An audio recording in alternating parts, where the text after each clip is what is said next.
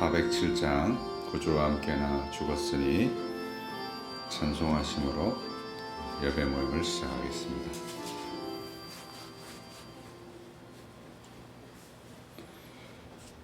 구주와 함께나 죽었으니 구주와 함께나 살았도다. 영광의 그날이 이르도록 언제나 주만 바라봅니다. 언제나 주는 날 사랑하사 언제나 새 생명 주시나니 영광의 그날에 이르도록 언제나 주만 바라봅니다. 맘속에 시험을 받을 때와 무거운 근심이 있을 때에 주께서 그때도 같이 하사 언제나 나를 도와주시네. 언제나 주는 날 사랑하사 언제나 새 생명 주시나니 영광의 그날에 이르도록 언제나 주만 바라봅니다. 뼈 아픈 눈물을 흘릴 때와 쓰라린 마음으로 탄식할 때 주께서 그때도 같이 하사 언제나 나를 생각하시네. 언제나 주는 날 사랑하사 언제나 새 생명 주시나니 영광의 그날에 이르도록 언제나 주만 바라봅니다. 내 몸의 약함을 아시는 주 못 고칠 질병이 아주 없네. 괴로운 날이나 기쁜 때나 언제나 나와 함께 계시네. 언제나 주는 날 사랑하사 언제나 새 생명 주시나니 영광의 그날에 이르도록 언제나 주만 바라봅니다.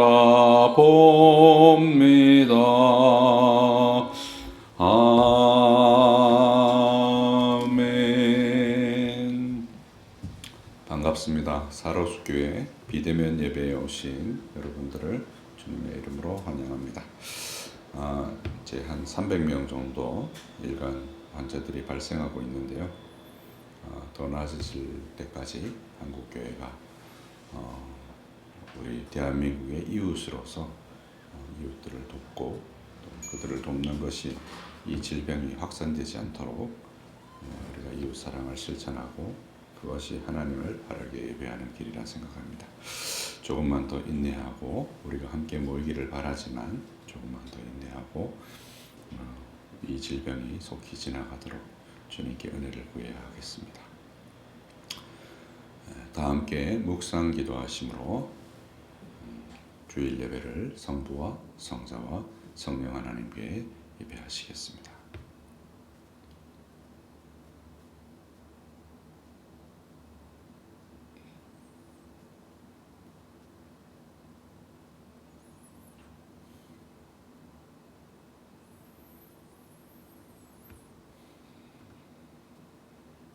다 함께 자리에서 일어나셔서 일어나실 수 있으신 분들만 일어나시면 되겠습니다.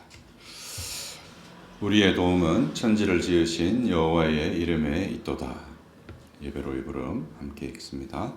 성경에 이르되 누구든지 그를 믿는 자는 부끄러움을 당하지 아니하리라 하니 유대인이나 헬라인이나 차별이 없음이라. 한 분이신 주께서 모든 사람의 주가 되사 그를 부르는 모든 사람에게 부여하시도다. 누구든지 주의 이름을 부르는 자는 구원을 받으리라. 아멘. 부름의 응답과 경배의 기도 다 함께 기도하시겠습니다. 택함을 받은 성도들에게 그리스도의 죽음과 부활의 공로를 믿음으로 받아들이게 하심으로써 우리의 마음속으로 하나님을 즐거워하고 하나님의 뜻을 행하고자 하는 기쁨과 사랑을 가지며 만물을 하나님의 영광에 복종하게 하는 용기와 능력을 행하고 하나님의 영광을 이루기까지 그의 뜻에 순종하는 경건의 덕을 더욱 강하게 일으켜주시는 우리 주 예수 그리스도의 아버지이신 하나님. 베드로 사도가 그러므로 사랑하는 자들아 너희가 이것을 미리 알았은즉 모국한 자들의 미혹에 이끌려 너희가 굳센 데서 떨어질까 삼가라 고 경계한 것처럼 성경을 억지로 풀다가 스스로 멸망에 이르지 않도록 주의하고 오직 우리 주 곧 구주 예수 그리스도의 은혜와 그를 아는 지식에서 자라가라는 권면을 따라 하나님을 경외하는 가운데 거룩함을 온전히 이루면서 은혜 안에서 자라가게 하시오니 영광과 감사를 드리나이다. 일찍이 야고보 사도를 통해서 세상과 벗이 되고자 하는 자는 스스로 하나님과 원수가 되는 것이며 하나님께서는 교만한 자를 물리치시고 겸손한 자에게 은혜를 주신다고 하면서 하나님을 가까이 하라. 그리하면 너희를 가까이 하시리라. 죄인들아 손을 깨끗하게 하라. 두 마음을 품은 자들아 마음을 성결하게 하라 고 권면한 것과 같이 우리는 날마다 하나님 앞에서 겸손하고 경건의 덕을 행함으로써 하나님의 영광을 온 세상에 나타나게 하옵소서. 바울 사도가 우리는 살아계신 하나님의 성전이라고 우리를 가리켜 지목하고 이와 같이 하나님께서 이르시되 내가 그들 가운데 거하며 두루 행하여 나는 그들의 하나님이 되고 그들은 나의 백성이 되리라고 약속하신 말씀에 기대어 그런즉 사랑하는 자들아 이 약속을 가진 우리는 하나님을 두려워하는 가운데서 거룩함을 온전히 이루어 육과 영의 온갖 더러운 것에서 자신을 깨끗하게 하자라고 권면한 말씀을 따라 이제 우리의 몸과 마음을 하나님께서 기뻐하시는 거룩한 산제물로 드리는 성도들이 되게 하옵소서. 오늘도 주의 자녀들에게 은혜와 긍휼과 평강을 주시는 하나님께 나아와 경배를 드리오니 우리의 예배를 기뻐 받으시옵소서. 은혜를 받을 자에게 은혜를 베풀어 주옵소서. 우리 주 예수 그리스도의 이름으로 기도하옵나이다. 아멘. 다 함께 찬송 2장 찬양 성부 성자 성령 찬송하시겠습니다.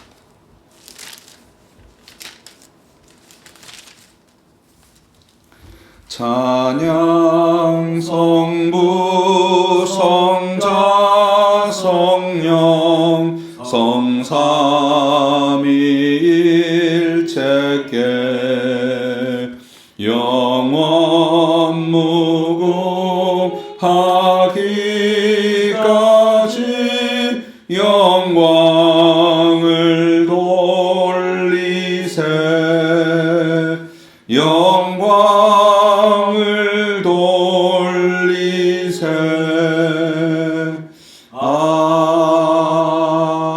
아멘. 자리에 앉으시기 바랍니다. 우리가 지내는 한 주간 알면서 지었던 죄, 모르면서 지었던 죄, 그 죄를 가지고 하나님 앞에 나아가 용서를 구하는 시간을 갖겠습니다. 먼저 고백으로의 부름, 누가복음 15장 8절에서 10절에서 보겠습니다. 어떤 여자가 10 드라크마가 있는데 하나를 잃으면 등불을 켜고 집을 쓸며 찾아내기까지 부지런히 찾지 아니하겠느냐. 또 찾아낸즉 벗과 이웃을 불러 모으고 말하되 나와 함께 즐기자. 잃은 드라크마를 찾아내어노라 하리라. 내가 너희에게 이르노니 이와 같이 죄인 한 사람이 회개하면 하나님의 사자들 앞에서 기쁨이 되느니라. 아멘. 죄의 고백 기도하겠습니다. 주 하나님, 영원하고 전능하신 아버지, 우리는 죄악 가운데 잉태되고 태어났으며 악을 행하기 쉬우며 주님의 거룩하신 계명 앞에서 선을 행할 능력이 없는 가난한 죄인임을 인정하고 고백하나이다. 우리의 죄 때문에 우리는 하나님의 거룩한 계명을 끝없이 범하고 있나이다. 하오나 주님, 우리가 진정으로 애통 가운데 회개하고 우리의 모든 범죄에서 돌이킬 수 있기를 원하나이다. 주님의 은혜가 우리의 고통을 덜어줄 것을 간절히 원하오며 진정한 애통으로 우리 자신과 우리의 악한 길을 스스로 정죄하나이다. 주님의 아들 예수 그리스도를 우리의 주로 인하여 예수 그리스도 우리 주로 인하여 자비의 아버지이시며 가장 자비로우신 주께서 우리를 불쌍히 여기시오며 우리의 죄책을 제거함에 있어 우리에게 주의 성령의 은혜를 날마다 더하여 주옵소서. 우리 안에서 주님의 눈에 기뻐하는 거룩함과 의의 열매를 더욱 풍성하게 맺게 하옵소서. 우리 주 예수 그리스도의 이름으로 기도하옵나이다. 아멘. 죄의 고백을 위한 묵상입니다. 함께 개인적인 자신의 죄를 생각하시면서 묵상 기도하시겠습니다.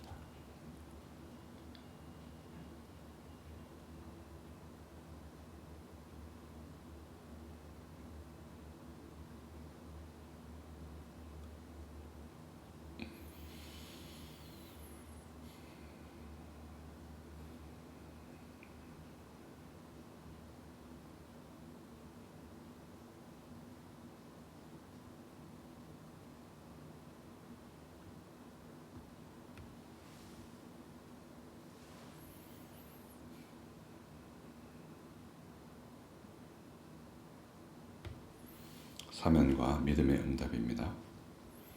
사도행전 10장 34절 말씀. 그에 대하여 모든 선지자도 증언하되 그를 믿는 사람이 다 그의 이름을 힘입어 죄사함을 받는다 하였느니라.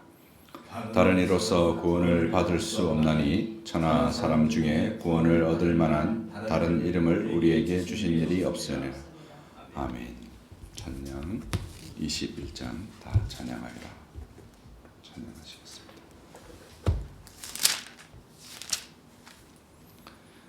다 찬양하여라. 전능왕 창조의 주께 내 호나 주 찬양 궁광과 구원의 주님 성도들아 주 앞에 이제 나와 즐겁게 찬양하여라. 다 찬양하여라. 놀라운 만유의 주께 날개 민을 품어 주시는 주님. 성도들아, 주님의 뜻 안에서 내 소원 다 이루리라. 다 찬양하여라. 온 몸과 마음을 바쳐 이 세상 만물이 주 앞에 다 나와 찬양. 성도들아, 기쁘게 소리 높여 영원히 찬양하여라.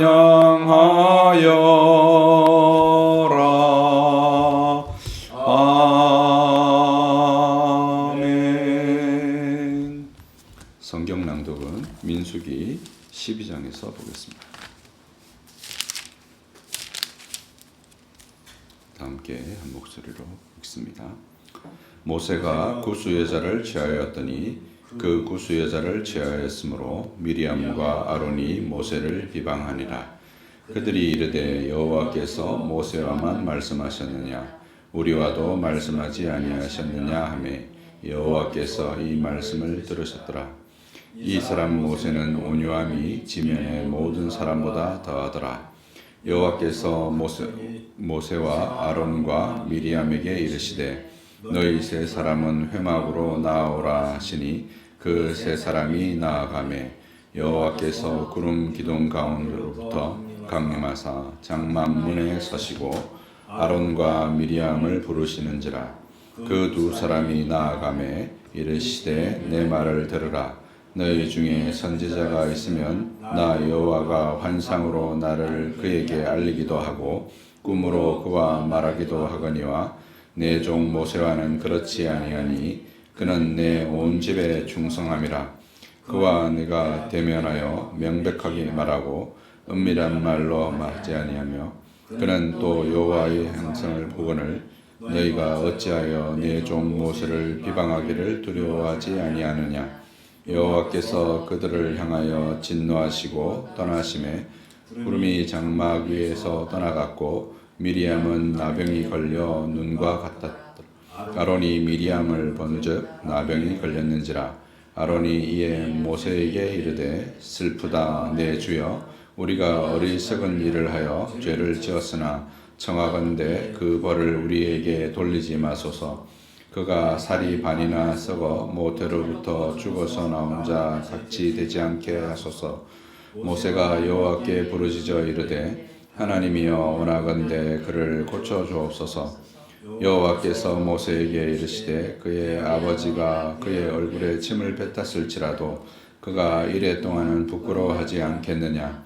그런즉 그를 진영 밖에 이레 동안 가두고 그 후에 들어오게 할지니라 하시니 이에 미리암이 진영 밖에 이레 동안 갇혀 있었고 백성은 그를 다시 들어오게 하기까지 행진하지 아니하다가 그 위에 백성이 하세롯을 떠나 바란 광야에 진치니라. 아멘. 이는 주님의 말씀입니다. 하나님께 감사를 드립니다. 연보 찬송 66장 다 함께 다 감사를 드리세요로 찬양드리겠습니다. 다 감사드리세 온 마음을 주께 바쳐 그 섭리 놀라워 온 세상 기뻐하네. 예부터 주신 복 한없는 그 사랑 선물로 주시네.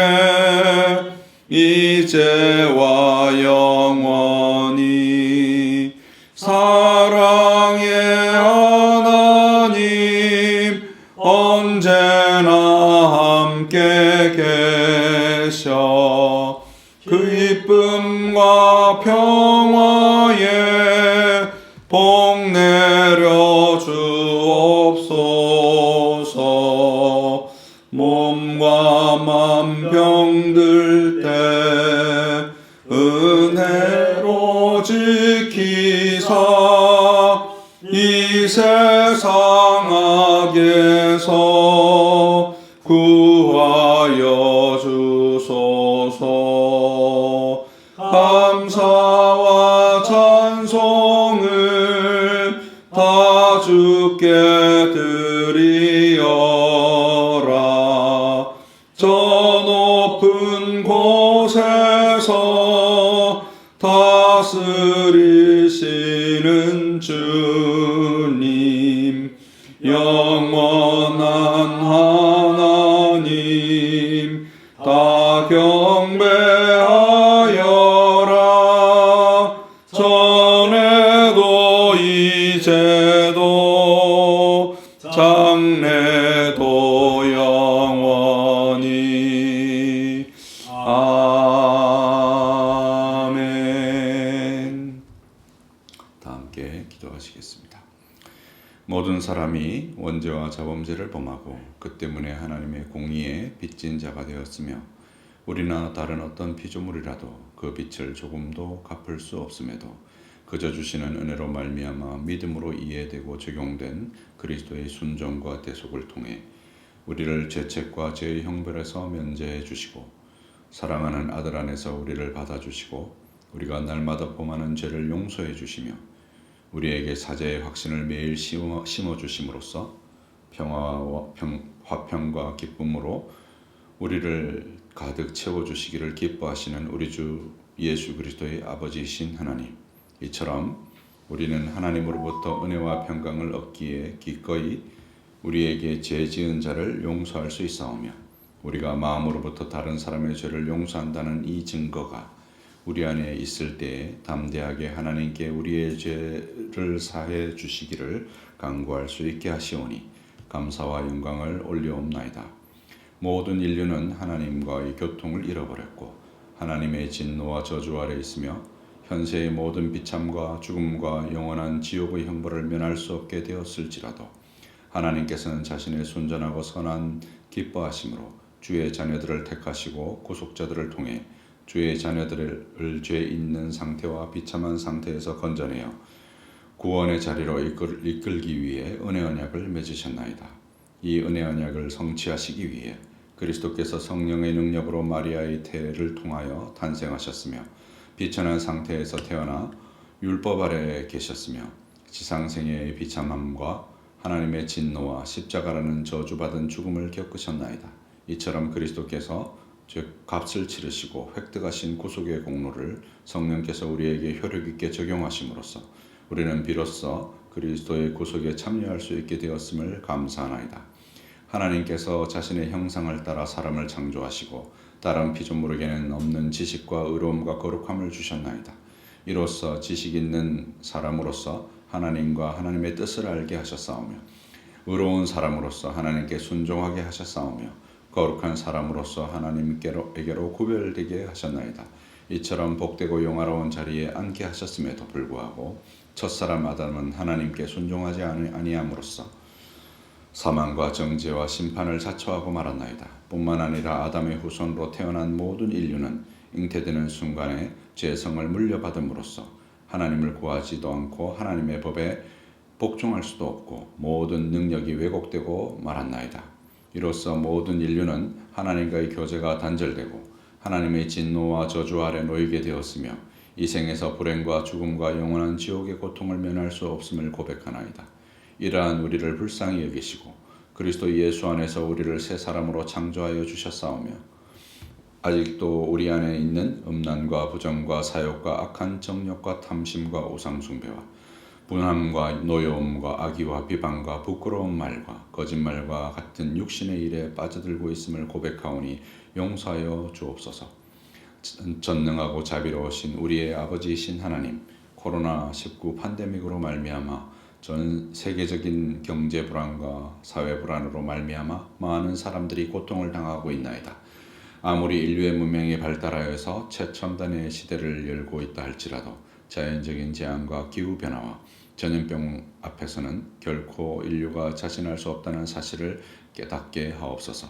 이러한 위기 상황일수록 우리는 만물을 창조하시고 다스리시는 하나님의 주권 앞에 엎드리고 오로지 하나님의 자비로운 손길만을 의지하게 하옵소서.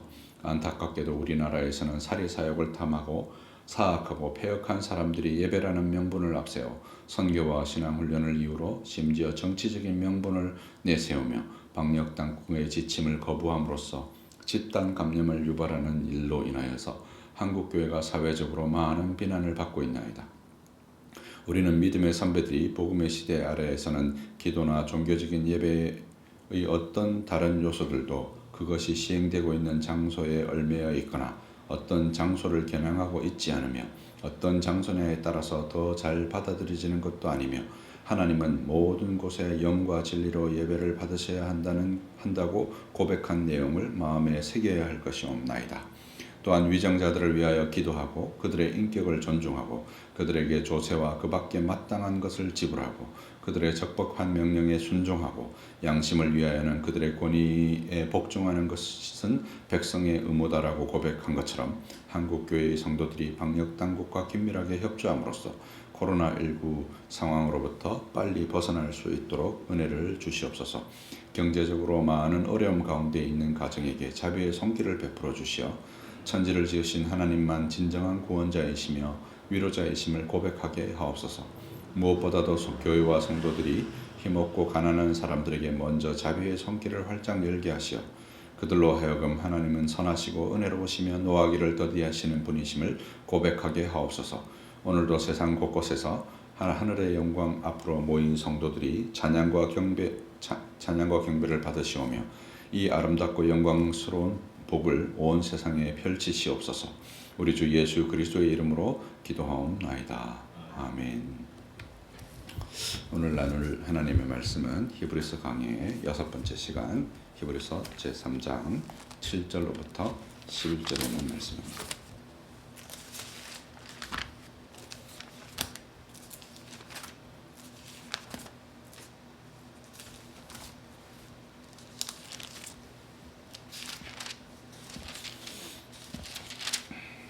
성경은 기록되어 있는 살아계신 하나님의 살아있는 말씀입니다. 이 말씀을 받들어 읽을 때 착하고 좋은 마음으로 마음에 받으시고 인내로 지켜서 30배, 60배, 100배 다 결실케 되시는 저와 여러분들 되시기를 주님의 이름으로 축원합니다. 읽겠습니다. 그러므로 성령이 이르신 바와 같이 오늘 너희가 그의 음성을 듣거든 광야에서 시험하던 날에 거역하던 것 같이 너희 마음을 완고하게 하지 말라. 거기서 너희 열조가 나를 시험하여 증언하고 40년 동안 나의 행사를 보았느니라. 그러므로 내가 이 세대에게 노하여 이르기를 그들이 항상 마음이 미혹되어 내 길을 알지 못하는도다 하였고 내가 노하여 맹세한 바와 같이 그들은 내 안식에 들어오지 못하리라 하였느니라. 아멘. 오늘 이 말씀을 가지고 마음을 완고하게 하지 말라라는 제목으로 하나님 말씀을 전하겠습니다. 이미 우리가 지난달에 3장의 주제가 믿는 도리의 대제사장이신 예수를 깊이 생각하여 강팍하게 됨을 면하라 라고 말씀을 드렸죠. 3장의 전반부가 이제 믿는 도리의 대제사장에 대해서 설명하고 있고 그걸 깊이 생각해야 그 도리에 대한 이해가 우리의 마음속에 깊어져야 오늘 본문에서 말하는 것처럼 강팍하게 되고 거역하게 되는을 면하게 된다. 이제 그런 내용을 다루었습니다. 그리고 믿는 도리와 대제사장이 히브리서 전체를 관통하는 중요한 주제라는 것도 우리가 이미 살폈죠. 그래서 이제 주요한 반복 단어에 보면 3장 전반부에서 그 집, 이제 성전이라는 그 모세가 그 집에 충성하였고 종으로서 충성하였고 그리스도는 아들로서 그 집에 충성하였다는 그 집이라는 단어가 6번 반복되고 있고 카르디아라고 하는 우리의 마음을 거역하는 마음을 가질 건지 불평불만하는 마음을 가질 건지 순종하는 마음을 가질 것인지 하는 그 집이라는 단어가 이제 4번 반복되었고 동사 계열에서는 듣는다 라는 단어가 이제 이렇게 3번 반복되었다. 이런 얘기들을 우리가 나누었습니다.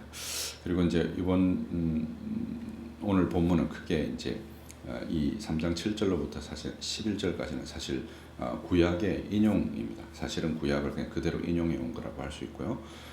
시편 95편 7절에서부터 11절의 내용을 인용한 것이라고 할 수 있습니다. 죄송합니다. 핸드폰을 진동으로 해놨어야 되는데.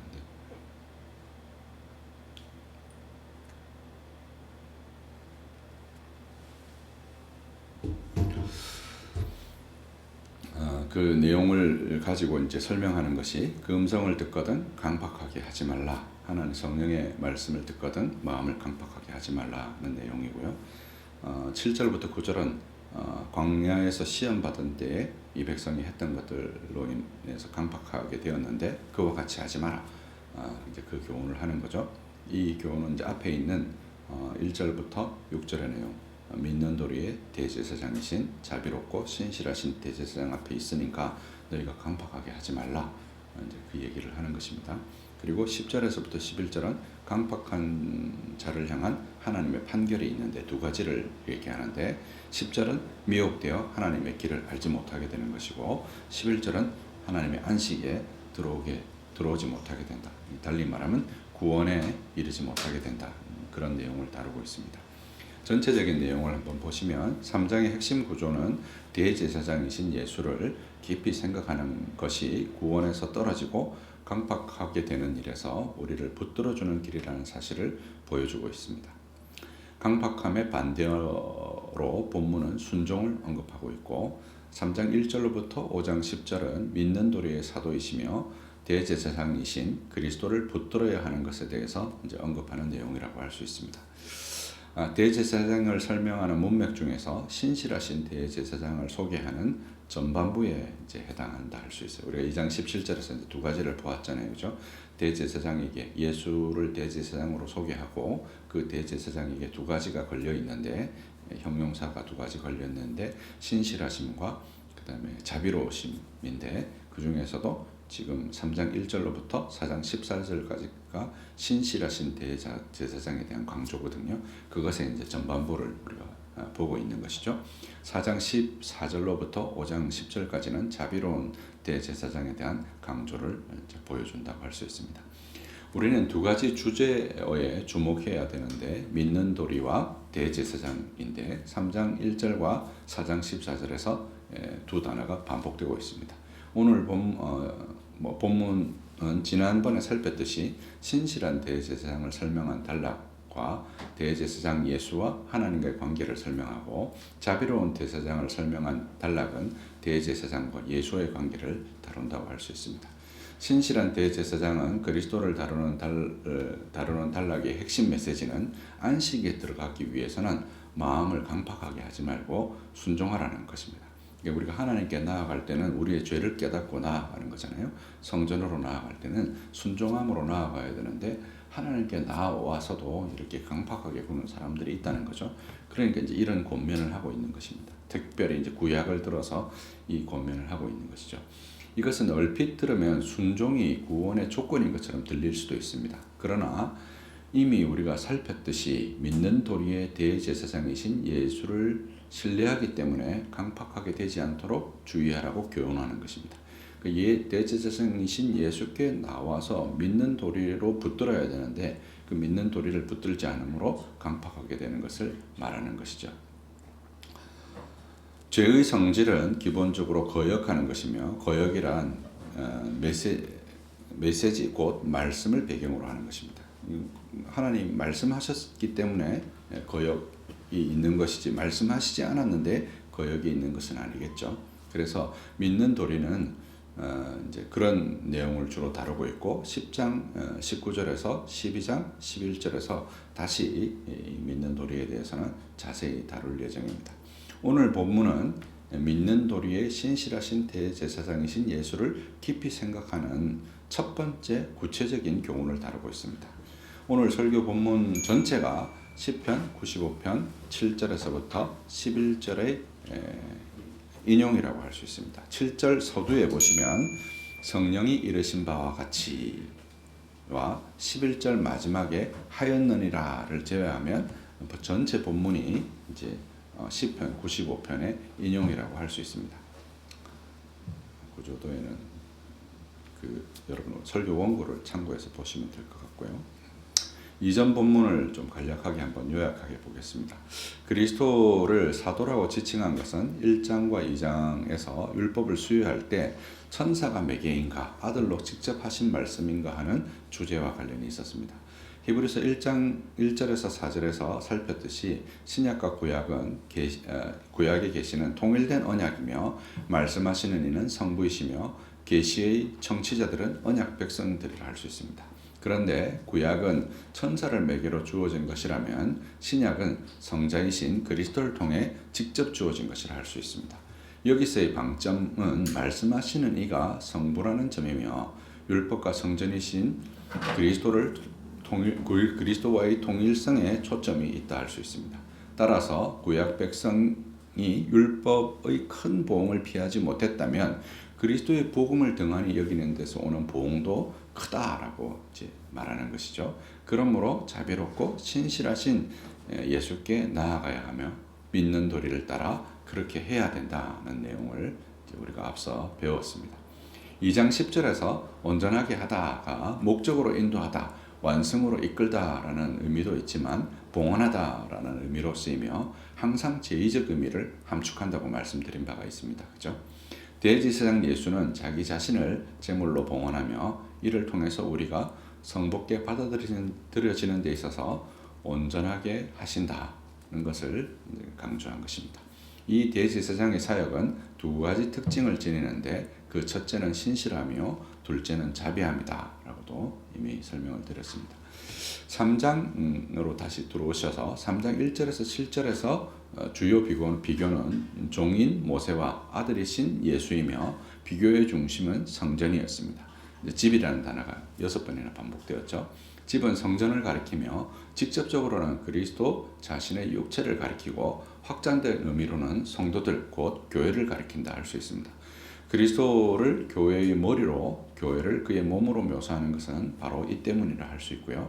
율법으로부터도 아들로부터도 성부의 말씀은 모두 보응을 맞을 수밖에 없다는 점을 강조하고 있습니다. 따라서 성전으로 나아가야 하는데 참 성전이시며 자비하고 신실한 대제사장이신 예수를 믿는 도리를 따라서 나아가야 한다는 것이죠. 우리가 하나님께 나아갈 때 이 믿는 도리를 따라서 나아가야지 다른 방법으로 나아갈 수가 없다. 그리고 대제사장을 통하여서 나아가야지 다른 방법으로 나아갈 수 없다. 대제사장을 의지할 때 그가 신실하다는 사실과 자비로우시다는 그 속성을 의지하여서 나아가야지 다른 방식으로 나아갈 수 없다는 점을 강조해서 설명한 바가 있습니다. 2장 5절에서 장래에 말할 것은 말하다. 3장 5절일 겁니다. 2장 5절이 아니고 원고가 잘못된 것 같아요. 미래 수동태 주격 분사로 되어 있는데요. 성경에서 계시가 주어질 때 사용된 신적 수동태를 취하고 있습니다. 아퀴나스는 장래에 말할 것을 그리스도와 사도들의 말씀으로 해석했는데요. 모세가 이제 장래에 말할 것을 말했다는 거죠. 미리 말해질 그리스도와 사도의 말씀을 미리 증언했다고 말함으로써 구약과 신약이 언약적인 통일성을 보여주고 있습니다. 이제 오늘 본문을 보시면 그게 또 구체적으로 이제 드러나는 지점을 이제 우리가 보게 될 것입니다. 모세는 하나님의 입이며 하나님의 말씀의 진실한 대언자로서 하나님의 말씀을 바꾸거나 왜곡하지 않고 내용 그대로 전하여 하나님이 그에게 맡기신 이스라엘 백성을 성실하게 관리했습니다. 오늘날 복음이 혼란스러운 이유는 구약의 언약과 신약의 언약이 서로 다른 언약이라고 생각하는 것이라 할 수 있습니다. 언약은 폐허해지는 것이 아니라 온전케 되는 것이고 구약의 구원의 말씀으로서 불충분했다고 말하는 것이 아니라 그림자와 실체의 관계로 묘사된다 할 수 있습니다. 이것은 뒤에 나올 본문에서 자세히 다룰 예정입니다. 언약의 통일성을 무시하거나 가볍게 여기게 될 때 반율법주의나 율법주의로 기울어지게 되는데 예컨대 그리스도 그 자체보다 그가 베푸신 은택에 초점을 맞춤으로 율법주의 경향으로 기울어지거나 율법이 폐기된 것으로 여기면 반율법주의가 나타나서 기독교적인 윤리가 붕괴되는 현상이 나타난다는 것에 대해서도 이미 우리가 살폈습니다. 이제 오늘 본문으로 들어와서요. 첫 번째입니다. 그 음성을 듣거든 마음을 강팍하게 하지 말라 하는 것입니다. 그 마음을 완고하게 하지 말라 하는 것이죠. 7절을 한번 같이 읽어볼까요? 그러므로 성령이 이르신 바와 같이 오늘 너희가 그의 음성을 듣거든 광야에서 시험하던 날에 거역하던 것 같이 너희 마음을 완고하게 하지 말라. 거기서 너희 열조가 널 시험하고 증험하여 40년 동안 나의 행사를 보았느니라. 랍비들은 강론 중에 성령께서 이르신 바와 같이라는 표현을 앞에서 주로 썼고요. 성경을 인용하고 그 내용을 설명한 후 현실에 적용하기도 했습니다. 오늘 본문은 랍비의 전통을 생각나게도 합니다. 뿐만 아니라 이런 강론상의 인용은 가르침의 권위를 높이는 역할도 했습니다. 그러나 히브리서 저자의 이런 인용은 70인역의 원문과 다소 차이가 나는데 이는 기억에 의존한 것일 수도 있지만 시편을 그리스도에 대한 계시로 읽는 그리스도와 사도의 전통을 따르고 있는 것으로 볼 수 있습니다. 아마도 랍비들의 읽기에 이미 이런 계시적 이해가 있었던 것으로 보이고 그리스도에 대한 그리스도에 의해서 확연히 드러난 점이 크다고 할 것입니다. 앞서도 설명했다시피 7절에서부터 11절은 시편 95편 7절에서부터 11절의 인용이며 70인역 문맥을 확실히 파악하고 문맥에 따라서 시편 95편은 1절에서 7절의 상반절과 1절에서 7절 상반절과 7절 하반절에서부터 11절까지로 나뉘는데 후반부를 인용한 것이라고 할 수 있습니다. 후반부의 시편의 원문은 70인역도 히브리어 본문도 그의 음성이라고만 나와 있어요. 근데 히브리서 기자는 똑같이 그의 음성을 듣거든이라고 이제 7절 후반부에 그렇게 인용을 하면서도 이 음성을 성령이 이르신 바와 같이라는 것을 앞에 달아서 인용한 것을 볼 수 있습니다. 근데 이제 헬라어 성경을 보면 성령이 이르신 바와 같이 다음에 상단에 이렇게 우리가 보통 마침표를 아래편에 찍잖아요. 근데 상단에 점을 하나 찍어두었는데 이 상단에 찍힌 점은 영어로 치면 그 콜론과 같은 역할을 하는 것입니다. 그러니까 이제 우리가 뭐 패스워드 ID 하고 점 2개 찍고 거기다가 자기 뒤에 ID를 쓰잖아요. 그럼 앞에 있는 ID와 뒤에 있는 내용이 동격이라는 점을 설명하는 것이죠. 그렇게 되어 있는 것이죠. 다시 말해서 성령이 이르신 바와 같이와 그 뒤에 나오는 그의 음성을 듣거든이 동격이라는 것을 얘기하고 있는 것이죠. 그러면 시편의 기자가 언급하는 두 사건이 바로 무리바와 마사의 사건입니다. 시편 95편 7절부터 11절을 보면 7절 상반절까지는 찬양과 하나님을 높이는 찬송의 시로 되어 있고 7절 하반절로부터 마지막 절까지는 선지자적인 교훈을 다루는 내용을 가지고 있습니다. 거기 지금 7절 하반절부터 한번 읽어보시면 너희가 오늘 그의 음성을 듣거든 너희는 무리바에서와 같이 또 광야의 마사에서 지냈던 날과 같이 너희의 마음을 완악하게 하지 말지어다. 그때 너희 조상들이 내가 행한 일을 보고서도 나를 시험하고 조사하였도다. 내가 40년 동안 그 세대로 말미암아 근심하여 이르기를 그들은 마음이 미혹된 백성이라 내 길을 알지 못한다 하였도다. 그러므로 내가 노하여 맹세하기를 그들은 내 안식에 들어오지 못하리라 하였도다. 이렇게 시편에 나와 있는 것을 70인역 본문을 이제 인용한 것이라고 할 수 있습니다. 무리바는 불화, 다툼, 거역을 뜻하고 마사는 유혹 혹은 시험을 뜻합니다. 출애굽 후에 광야의 여정 동안의 사건을 가리키는 것입니다.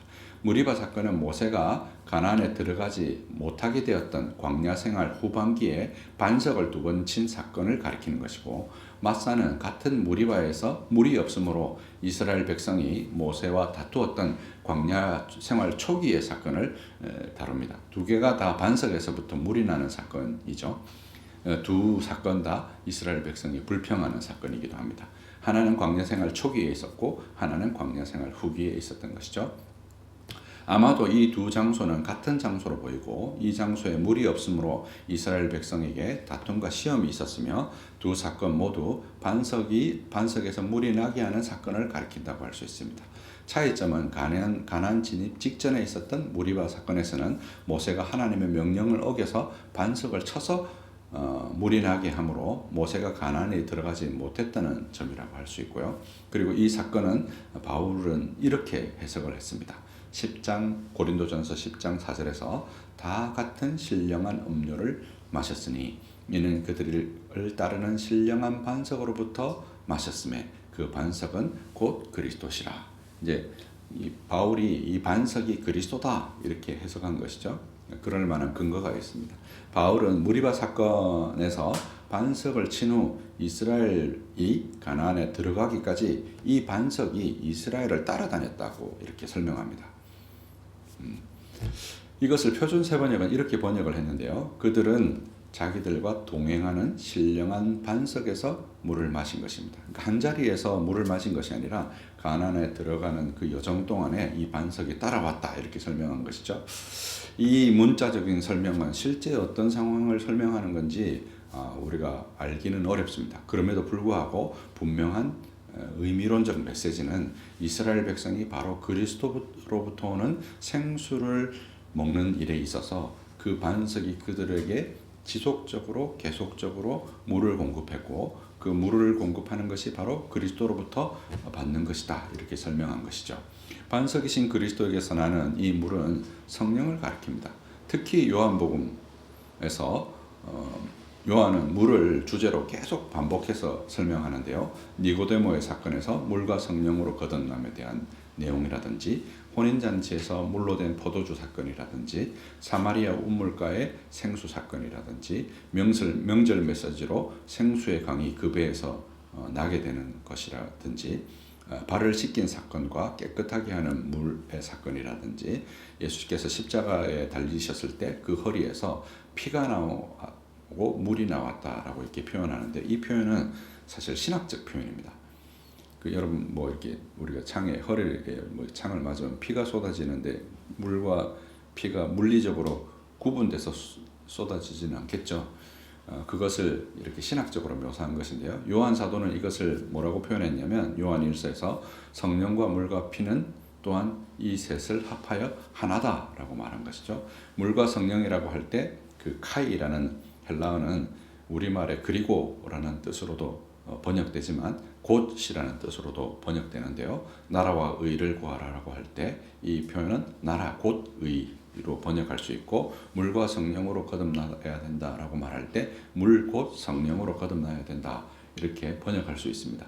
이처럼 성령에 관한 강조가 계속해서 있고 그 성령은 바로 그리스도로부터 오는 것이다에 대해서 강조해서 설명하고 있는 것이죠. 사도 바울과 사도 요한의 해석 속에서 보듯이 출애굽 백성들은 그리스도를 못 본 게 아닙니다. 그들을 따라다니는 반석으로부터 그 반석을 그리스도로 그들이 믿고 거기서부터 생수를 먹었다라고 이스라엘 백성들의 어떤 그 삶을 바울이 그렇게 해석한 것이죠. 찬양시와 선지자적인 훈계로 이루어진 시편 95편에서 후반부는 선지자적인 훈계로 그들의 조상이 보았던 광야의 그리스도에 대한 이해가 있었다고 보아야 한다는 것입니다.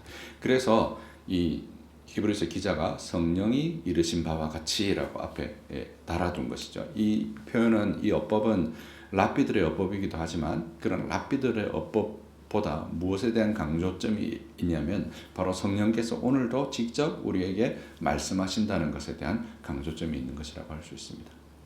이런 점을 고려하면 히브리서 2장 2절에서 4절에서 천사들을 통하여 하신 말씀이 견고하게 되어서 모든 범죄함과 순종하지 아니함이 공정한 보응을 받았거든 우리가 이와 같이 큰 구원을 등한히 여기면 어찌 보응을 피하리요. 이 구원은 처음에 주로 말씀하신 바요 들은 자들이 우리에게 확증한 바니 하나님도 표적들과 기사들과 여러 가지 능력 및 자기의 뜻을 따라 성령을 나누어 주신 것으로 그들과 함께 증언하였느니라는 말씀의 의미가 더 풍성해지는 것이라 할 수 있습니다. 성령을 나누어 주셨다. 이제 이런 표현을 썼죠. 광야 백성들도 히브리서의 수신자들도 그리고 이 세대의 그리스도인들도 그리스도를 대면하여서 거역하고 마음을 완고하게 함으로 하나님의 행하심을 보아야만 했습니다. 특히 히브리서 본문에서 무리바에서처럼 마사의 광야에서의 그날처럼으로 지명으로 표기했지만 70인역에서는 이 지명들의 의미를 제시하는데요. 같은 방식으로 히브리서도 거역처럼 그리고 시험의 광야에 있을 때처럼 이라는 의미에 초점 맞추어서 이제 번역해 두었습니다. 가지고 온 것, 인용한 것이죠. 이스라엘 백성들은 하나님께서 그들과 함께 하시고 그들 가운데 거하시고 보호하신다는 사실을 의심하고 시험했을 뿐만 아니라 아버지께 대들고 마음이 완고했습니다. 이런 이들을 변호하시는 자비로우시고 신실하신 대제사장이 계시는데 바로 예수 그리스도시며 율법의 상징인 모세가 율법으로 반석이신 그리스도를 친 것은 그리스도가 율법의 고소를 받으심을 의미하는 것이며 거기에서 난 생수는 우리에게 거듭남과 영생의 생명수를 보여주는 것이라고 할 수 있습니다. 또한 율법으로는 가나안에 들어갈 수 없다는 사실을 모세를 통해서 보여주시고 거역함에도 신실하게 따르는 반석이신 대제사장 예수의 돌봄으로 우리가 구원을 입는다는 사실도 보여주고 있습니다.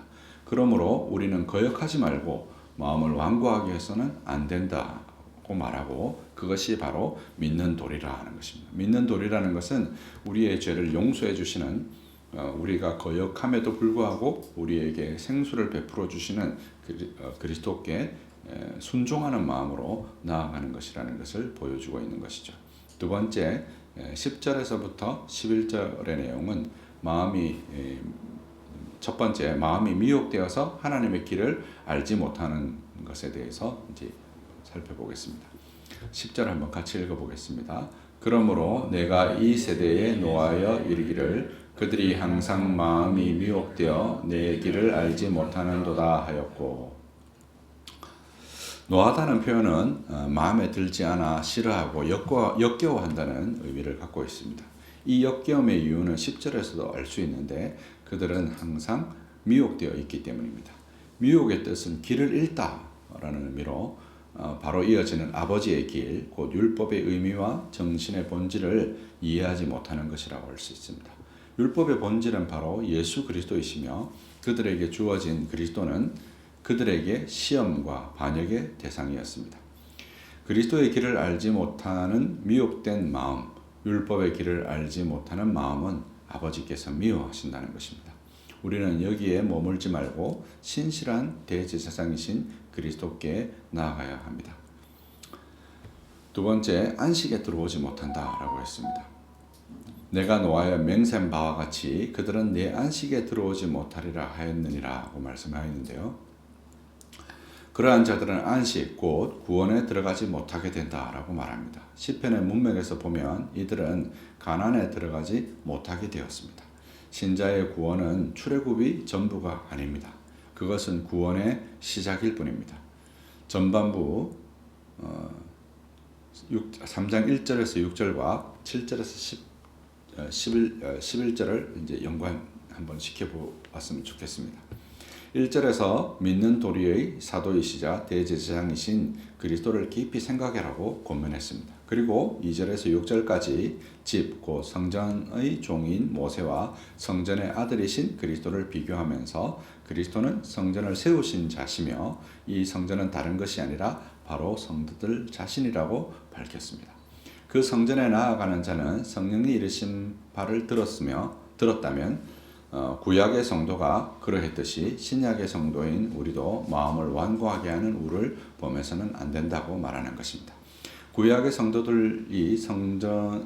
성도들도 성전이 그들의 공동체의 중심에 있었고 하나님이 함께 하심의 표지이자 임재의 표지인 영광의 구름이 성막에 머물러 있어도 그들은 반역을 하고 시험했기 때문에 성전에 나아갈 수가 없었던 것입니다. 실제로 그들이 반역할 때 이스라엘 백성이 어떤 상태에 놓여 있었냐면 이스라엘 백성의 한복판에 성전이 있었고 그 성전에 하나님의 임재의 구름이 드리워 있었죠. 그 임재의 구름이 드리워 있는 상태에서 이스라엘 백성이 하나님께 반역한 것입니다. 만세 반석이신 그리스도로부터 생명수가 흘러나와도 성전 공동체였던 이스라엘은 그 거룩함을 드러나고 있음에도 그것을 알아보지 못하고 불평과 반역과 시험을 하려고 들 뿐이었습니다. 우리가 말씀으로 임재하신 그리스도를 대면하여서 완고함에 빠지지 말아야 하는 중요한 이유라고 할 수 있습니다. 자비하신 대제사장이 계신 성전에 나아가는 것이 믿는 도리이며 우리가 순종할 수 있는 실질적인 원천이기도 합니다. 그것으로부터 은혜가 임하기 때문인 것이죠. 성령께서는 오늘도 우리에게 말씀을 통해서 대면하시고 말씀하십니다. 우리가 그 음성을 들었다면 우리 마음을 완고하게 해서는 안 되는 것이죠.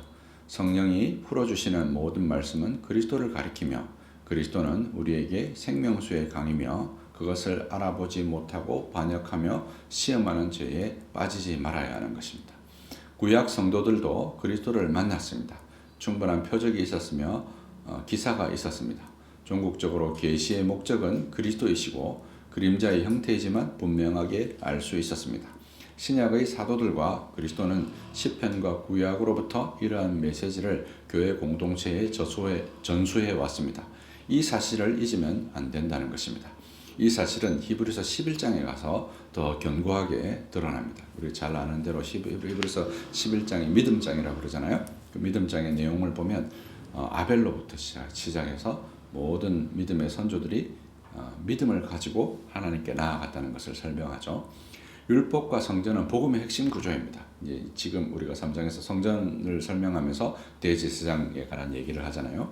율법으로 죄를 지적받았다면 그 백성들이 어디로 나아가야 할까요? 성전으로 나아가야 하는 것이죠. 그것이 바로 믿는 도리라는 것입니다. 우리가 죄를 지적받았는데 우리 백성들이 자꾸 어떤 태도를 취하냐면 이 구약의 백성들, 무리바와 마스의 백성들처럼 자꾸 완고하게 구는 것이죠. 율법이 우리에게 죄를 지적할 때 그 죄로 인해서 우리의 마음을 강팍하게 하고 완고하게 할 것이 아니라 성전으로 나아가야 하는 것입니다. 은혜의 자리인 예수 그리스도께로부터 은혜가 베풀어지는 성전으로 나아가야 하는 것이죠. 그것이 복음의 핵심 구조라는 것입니다.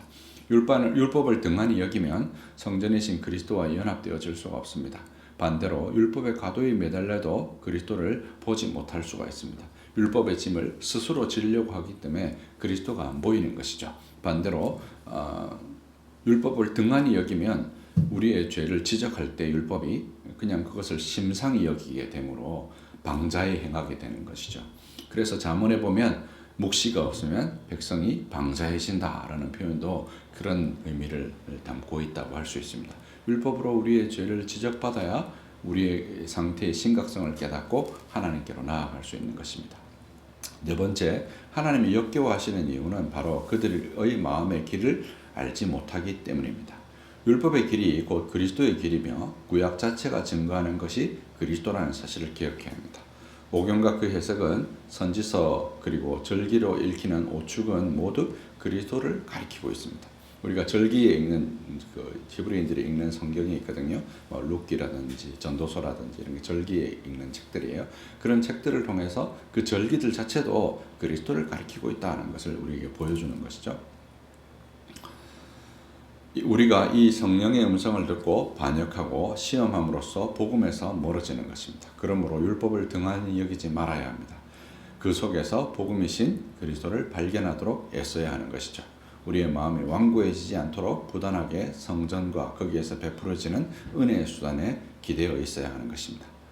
명백한 것은 미혹되어 아버지의 길을 알지 못하는 자들은 안식에 들어갈 수 없다는 것입니다. 이스라엘 백성들 중에 출애굽한 백성들 중에 가나안에 들어가게 되었던 사람은 여호수아와 갈렙이었습니다. 한 사람은 이스라엘의 대표이고 한 사람은 이방인의 대표라고 할 수 있죠. 그 두 사람만 들어갔습니다. 이 두 사람만 들어간다는 말은 단지 두 사람만 가난에 들어간다는 의미가 아니라 믿음 있는 자가 가난에 들어가게 되어진다는 것을 우리에게 보여주고 있는 것이죠. 그 출애굽했던 것이 전부가 아니라 출애굽한 백성들이 불평하고 원망하고 거역하였을 때 그 거역으로 인해서 그들이 가난에 들어가지 못하게 되었다는 점을 우리는 기억해야 할 것입니다. 대제사장은 하늘과 땅을 연결하는 직분입니다. 우리가 성령으로부터 말씀을 들을 때 마음이 완고하지 않고 거역하지 않으며 미혹되지 않으면 성경이 우리를 그리스도에게로 인도합니다. 그렇게 인도되는 곳이 성전이며 성전과 연결을 해주는 기구가 바로 교회인 것이죠. 이 기구로부터 외적으로 베풀어지는 은혜의 수단과 내적으로 베풀어지는 믿음을 통해서 우리는 하나님의 보좌의 우편에 계신 그리스도와 연합하게 되는 것입니다. 시간 내 존재가 시간 너머의 하나님과 만날 수 있는 곳이 바로 성전인 것입니다. 어거스틴은 이것을 카이로스라고 했는데요. 흘러가는 수평적인 시간이 크로노스라면 초월자이신 하나님과 만나는 수직적인 시간이 카이로스라고 했습니다. 그것이 가능한 곳이 바로 성전인 것이죠. 우리가 성전에 나올 때 믿는 도리를 따라서 대제사장 예수를 의지하고 나옴으로 완고해지지 않고 마음을 강팍하게 하지 않고 하나님 앞에 나올 때 은혜를 입게 되어지고 그런 자들이 안식에 들어가게 된다는 점을 기억해야 될 것입니다. 기도하겠습니다. 만세반석이신 우리 주 예수 그리스도께 감사와 찬송을 드립니다. 성령께서 우리에게 이르시는 말씀에 우리가 귀를 기울여 듣겠사오니 우리에게 말씀하여 주옵소서. 우리의 심령이 그리스도의 복음에서 멀어지지 않도록 우리의 마음이 완고해지고 미혹되지 않도록 긍휼히 여겨주소서.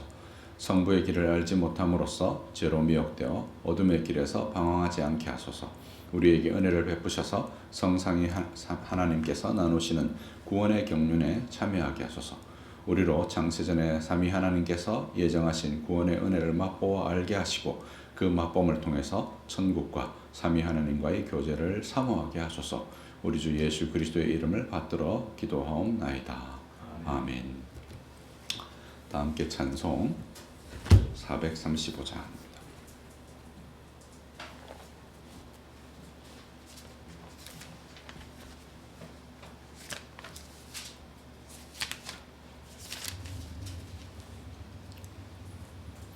나의 영원하신 기여 생명보다 귀하다. 나의 갈 길 다가도록 나와 동행하소서. 주께로 가까이 주께로 가오니 나의 갈 길 나가도록 나와 동행하소서. 세상 무기 안일함과 모든 명예 버리고 험한 길을 가는 동안 나와 동행하소서. 주께로 가까이 주께로 가오니 나의 갈 길 나가도록 나와 동행하소서. 어두운 골짝 지나가며 험한 바다 건너서 천국문에 이르도록 나와 동행하소서. 주께로 가까이 주께로 가오니 나의 갈 길 다가도록 나와 동행하소서.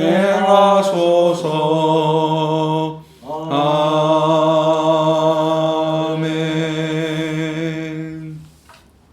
강복 선언하겠습니다. 여호와는 내게 복을 주시고 너를 지키시기 원하며 여호와는 그의 얼굴을 내게 비추사 은혜 베푸시기 원하며 여호와는 그의 얼굴을 내게로 향하여 드사 평강 주시기를 원하노라. 아멘.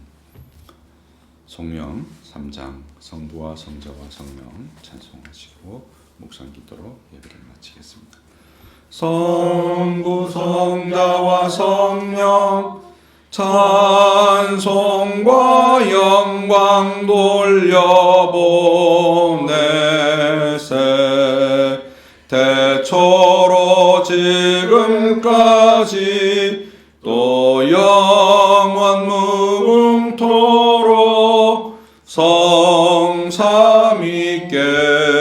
영광 영광 아멘. 묵상 기도하시겠습니다.